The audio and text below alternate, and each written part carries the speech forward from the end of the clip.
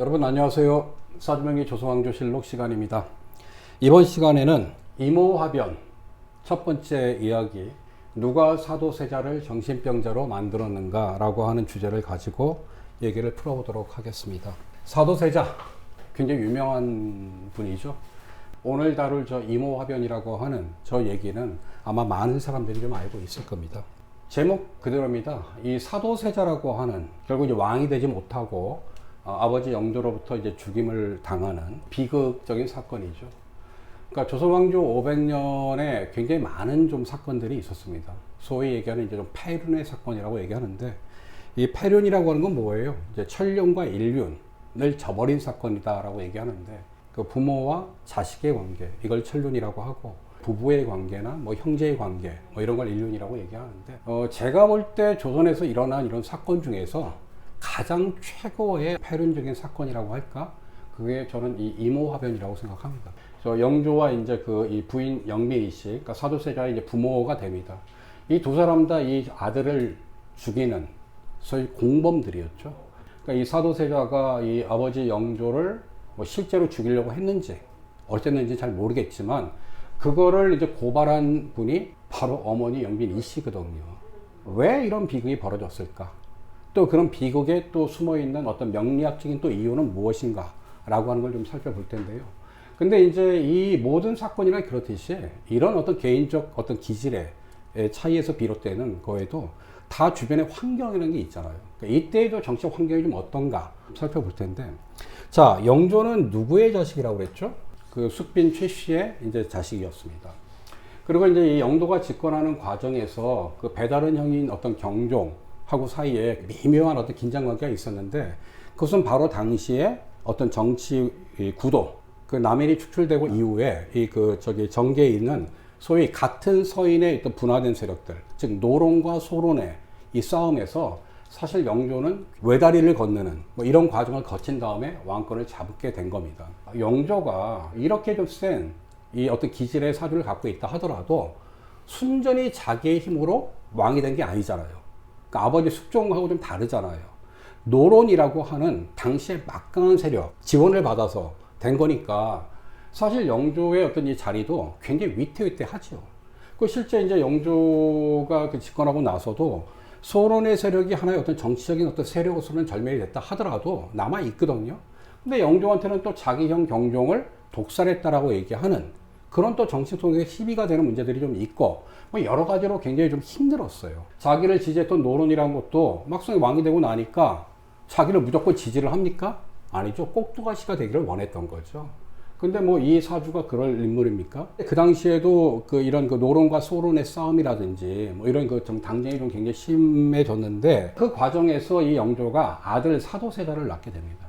너무 기뻐가지고 이 사도세자가 소위 이제 원자라고 하죠. 보통 세자 같은 경우는 거의 이제 후계구도를 공식화 시키는 거고, 그 전에 이제 아기 때는 사실 원자라고 하는데, 뭐 그렇게 애정을 많이 기울였다라고 얘기합니다. 그리고 실제로 이 사도세자는 뒤에 이제 사주를 풀어서도 얘기를 하겠지만, 굉장히 총명했다고 해요. 3살 때 효경을 다 읽었다고 합니다. 효경이라고 하는 건 효에 관한 어떤 이런 좀 글들을 모아놓은 건데, 그래서 이제 어릴 때 그렇게 영조가 좋아를 했는데, 얘가 한 10살 정도 되니까 그때부터는 공부를 안 하고 맨날 활을 쏜다든지 무술, 그러니까 좀 이런 쪽으로 좀 가기 시작하는 거예요. 그거에 대해서 이제 영조가 이제 뭐 그랬다고 얘기를 하죠. 근데 그거보다도 이제 사도세자가 이제 뭐랍니까? 이제 영조가 이제 대리청정을 맡기잖아요. 이렇게 대리청정을 하게 이제 만드는데, 이런 과정에서 노론만이 아니라 당시 이제 어떤 이 권력에서 소외된 소론이라든지, 그리고 이제 남인 같은 이런 세력을 이렇게 좀 중용하는 그런 정책 태도를 취하니까 노론이 사도세자를 암살했다, 뭐 이런 식의 또 이제 음모론 같은 게 좀 있는 이런 상황인 겁니다. 하여튼 그 과정에서 일어난 사건인 거예요, 이 사건 자체가. 근데 여기에는 정말 이게 둘의, 그러니까 아버지와 아들의, 아마 이런 사주 만들려고 해도 만들기 어려울 정도로 굉장히 좀 악연이라고 할까? 좀 그런 게 있는 겁니다. 둘의 사주를 여기서 이제 좀 잠깐 살펴보면요. 영조는 1694년 9월 13일 음력에 태어났어요. 갑술, 무인, 갑인. 자, 이렇게 이제 사주가 나옵니다. 이 일설에는요, 영조의 사주는 다 갑술 이렇게 모두 다 이 사주가 다 갑술이다 라고 하는 얘기가 나오는데, 그런 사주는 나올 수가 없습니다. 실제로는 갑술, 무인, 갑인 해서 거의 비슷한 이게 나와요. 저 시는 사실 정확히 실록에 기록된 건 아닌데 전해지는 거는 갑인이라고 이렇게 나옵니다. 그리고 실제 영조의 이 어떤 모습, 그 다음에 영조와 이 사도세자의 관계를 보면 시가 갑일 확률이 굉장히 많습니다. 그리고 사도세자는요, 1735년 1월 21일 음력에 태어난 걸로 해서요, 을묘, 무인, 임진, 경술이라고 나옵니다. 둘의 사주는 특징이 일단 뭘까요? 영조는 다 양으로만 이루어진 사주죠. 뭐 일주가 무인이다, 뭐 이게 비경과 편관 두 개로만 구성되어 있다, 아 색깔이 노란색, 초록색 두 개밖에 없구나, 자 이렇게 보면 됩니다. 그런데 중요한 건 전부 다 이게 양간이라는 거예요. 양으로만 이루어졌다는 거예요. 자, 아들 사도는 어때요? 자, 보면 연이 음목으로 이루어진 간여지동을 제외하고 아버지와 마찬가지로 무인, 아버지가 갖고 있는 일주가 그대로 무인 여기 와 있죠. 그 다음에 임진, 경술. 자, 다 역시 강한 양의 기운으로 되어 있는 그런 이제 딱 사주죠. 자, 갑술 백호살이라고 했습니다. 저 갑인 간여지동. 양의 목으로 이루어진 간여지동과 음의 목으로 이루어진 을묘, 이 간여지동. 똑같은 목의 간여지동인데, 비유를 하면 저건 뭐예요? 우뚝 서 있는 큰 나무. 이런 모양이고, 이건 뭘까요? 예, 좀 칩같이 이런 거예요. 자, 많은 사람들은 갑인이 이길 거라고 하지만, 실은 을묘가 더 세다고 얘기를 합니다. 아버지 영조는 만만치 않은 사주죠. 이 무인이라고 하는 건 산 호랑이의 이제 이런 기질을 갖고 있는. 굉장히 좀 열정이 좀 많은 이런 겁니다. 그러니까 현대 정치인, 우리의 아주 가까운 무인 일주의 그 대통령이 두 명이 있어요. 바로 노무현 대통령하고 박근혜. 이 두 명이 다 무인 일주입니다. 말 그대로 편관에 둘러싸여 있는 것이다 보니까 이건 뭐예요? 늘 시달리는 거죠. 뭔가의 어떤 컴플렉스가 있는 겁니다. 근데 그거는 반대로 그렇기 때문에 내가 남을 지배하려고 하는 이런 권력에 대한 욕망이 굉장히 강한 이런 기질이다 라고 얘기할 수 있는 거죠. 자, 아들 사도는 어떻습니까? 자, 일주가 뭐예요?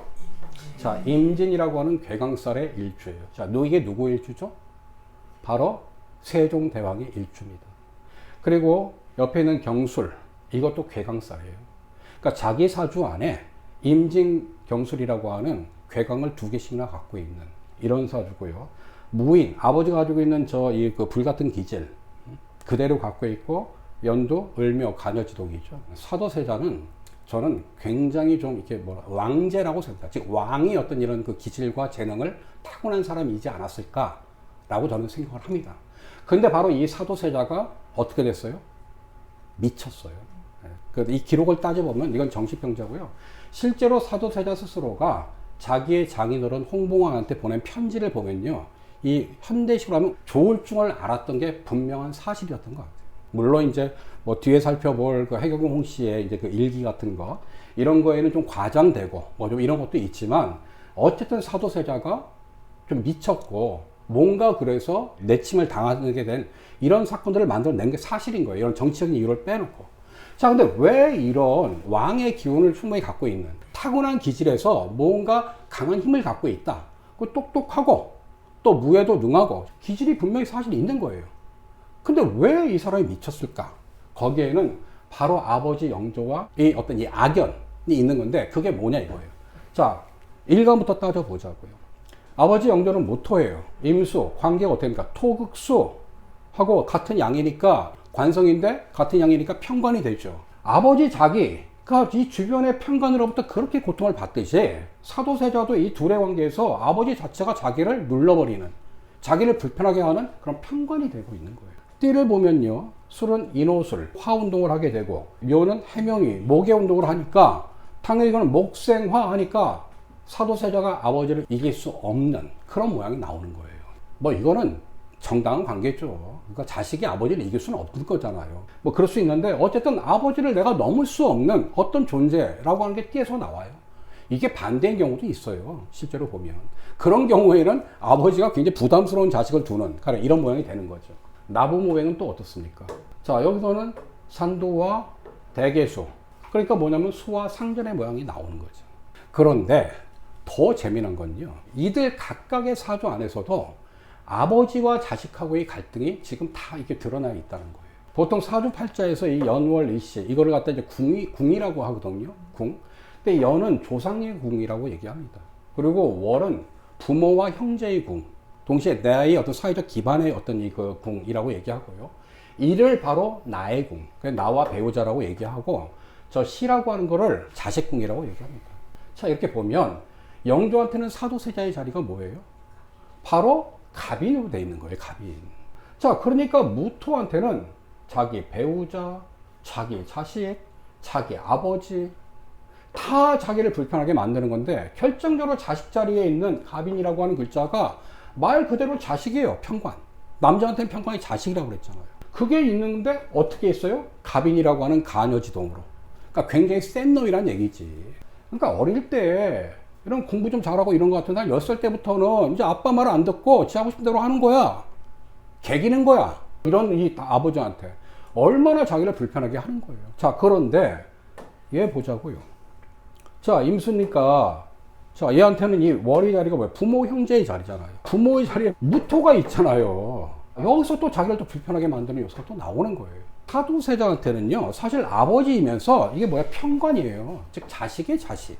일간, 띠, 그 다음에 이 나부모행에서 이런 악연의 관계들이 만들어지고 있는 거예요. 그러다 자기 사주 안에서 그 위치에 각자가 위치하고 있는 게 다 자기를 불편하게 만드는 요소로 만들어 버린다는 거죠. 왜 이런 일이 벌어졌을까요? 이거는 광해군이라고 하는 총망받던 그런 이 세자, 그런 왕이 망가졌잖아요. 그 개촉사 이런 걸로. 그 왜 그랬다고 그랬어요? 그게 바로 아버지 그 선조의 서자 컴플렉스 때문이라고 얘기했잖아요. 사실 사도세자는 적자예요. 그런데 아버지 영조는 어떤 사람이에요? 얘는 서자예요. 그러니까 본인 자신은 항상 자기의 출신 성분에 대한 컴플렉스가 있었던 거예요. 어머니에 대한 컴플렉스가 있었던 거예요. 항상 내가 그런 게 있으면 포장하려고 하잖아요. 그게 뭐예요? 대부분 지금도 그렇지만 아들한테, 자식들한테 자기와는 다른 삶을 살기를 뭐 워낙 이런 거 아니에요? 그러니까 뭐냐면 영조는 사도세자가 문인 성군으로 크기를 바랬던 거예요. 그러니까 좀 학문을 잘하고 이렇게. 그런데 사도세자는 딱 사주도 나오듯이요. 이 기질 자체가 무인의 기질이에요. 그리고 사도세자가요, 덩치가 굉장히 컸대요. 음식도 굉장히 좋아하고. 어진이라고 하는 이걸 보면 이 사도세자가 누구를 닮았냐면 세종대왕하고도 비슷하고, 더 정확히는 효종을 그렇게 닮았대요. 복림대고는 무인의 기질이라고 했는데, 실제로 당시의 신하들이 사도세자는 효종임금을 그렇게 닮았다라고 하는 얘기가 나왔는데, 효종임금은 뭐라 했어요? 무인이라고 했잖아요. 그러니까 이게 못마땅한 거예요. 이게 그 영조한테는. 심지어 그래서 어떻게 필요를 하냐면, 먹는 거, 뚱뚱한 거, 사사건건 구박을 했다는 거 아니에요. 어릴 때부터. 아들의 재능을 인정하지 않는 영조가 만들어낸 거라고 생각합니다. 이 사도세자가 이렇게 미치게 된 거예요. 자식은요, 내가 낳은 거지만 내가 아니에요. 자기의 삶에 있는 존재들이고, 따라서 자기들이 원하고 자기들한테 맞는 걸 해야 되는 거죠. 어쨌든 그게 아무리 왕실이라 하더라도 그게 좀 너무 과했다 이겁니다. 그래서 결정적으로 이제 사도세자가 이제 기도 죽고 아버지한테 눌리고 뭐 등등 이러고, 또 나중에 대리청정하고 나서도 사사건건 트집 잡고 이러니까 좀 그런 걸 좀 이겨냈어야 되는데 못 이겨낸 거란 말이에요. 결정적으로 광증이 좀 심해져 가지고 사도세자가 뒤주에 갇힌 이유가 뭡니까? 어느 날 새벽에 일어나 가지고 칼을 뽑아 든 다음에 궁의 수로를 갖다 몰래 가다가 돌아왔다. 왜? 아버지를 죽이려고 라고 얘기하는데, 그거를 바로 영민이 씨 엄마가 그걸 고발했다는 거예요. 실제로 사도세자가 그런 행동을 했는지 안 했는지 저는 잘 모르겠습니다. 사실인지 아닌지. 근데 뭔가 했을 수도 충분히 있겠다. 그 상태를 놓고 보면 욱하는 심정에서. 근데 어쨌든 미수잖아요, 그게. 그거를 갖다 숨겨줄 수도 있는 거를 어머니 영빈 이씨가 영조한테 고변을 해요. 그러니까 영조도 이제 더 이상 내가 못 참겠다 해서 저놈 뒤주에 가둬놓고, 그리고 이제 죽이는 거예요, 결국은. 그게 무슨 뭐 노론의 음모였다 등등 이런 얘기를 하는데, 실제로 당시 노론이 그런 사도세자에 대해서 그렇게 적대적이 아니었다라고 하는 얘기들도 있어요. 근데 여기서 왜 엄마가 사도세자를 보호하지 않고, 그것도 아들인데, 보통 아빠가 그래도 엄마는 보통 이렇게 막 감싸고 드는 법인데 고발을 했단 말이에요. 근데 여기서 참 이해가 안 돼요. 자, 영민의 시조 사주를 보면 병자, 병신, 임신 이렇게 나오니까 다 양글자가 많고 다만 수기가 많죠. 근데 일간이 보면 같은 수란 말이에요. 자, 띠에서는 신자진 해묘이니까 이거는 수생 목해서 아들 이 그 사도를 도와주는 모양이 되는 거예요. 나부모행에서도 간화수, 대개수 해가지고 같은 수. 그러니까 동급이다 라고 얘기할 수 있는 거죠. 근데 적대적인 게 아닌 거란 말이에요. 그러니까 사실 명리적으로 저는 잘 못 찾겠어요. 여기서는 사실 보면 이 자수하고 묘는 자묘형이라고 해가지고, 형이 보통 같은 글자가 두 개일 때 자형이다. 그 다음에 인신사, 그 다음에 이제 그 축술미, 이런 그 역마삼형, 그리고 이제 화계삼 이런 게 있는데, 자수와 묘목, 이 두 개가 만나면 또 이게 또 형이 돼요. 이게 수세목 하니까 왜 그 형이 되냐? 묘목은 음목이에요. 그러니까 좀 습한 목이에요. 여기에 과하게 어떤 이 자수, 즉 수기가 들어가게 되면 오히려 화분에다가 물을 너무 많이 주면 뿌리가 썩듯이 이런다고 해서 그게 이제 자묘형이다 이렇게 얘기를 하는 거거든요. 자, 이거 빼놓고는 사실 그렇게 적대적인 관계가 없어요. 그러니까 사실 이거는 역사적으로도 의문이고 사실 명리적으로도 왜 이 천륜을 저버리고 아들을 고발했을까? 애가 정말 너무나도 미친 짓을 많이 하면 훈육을 해야죠. 혼을 내서라도 가르쳐야죠. 근데 그걸 넘어서 이거는 사실 죽을 수도 있는 거잖아요. 근데 그런 고변을 했다고 결과는 또 죽었어요, 사도세자가. 사실 사도세자의 죽음은 또 이 조선의 그 정치를 엄청나게 흔들어버리는, 또 불안정하게 만드는 거거든요. 자, 이 사도세자가 죽음으로써 또 당파가 또 여기서 나눠지게 됩니다. 소론은 사실은 절멸을 했기 때문에 이제 일부 세력만 남아있는 건데, 그럼 노론이 지배하는 세상인데, 이 노론이 또 분열을 하게 되는 거예요.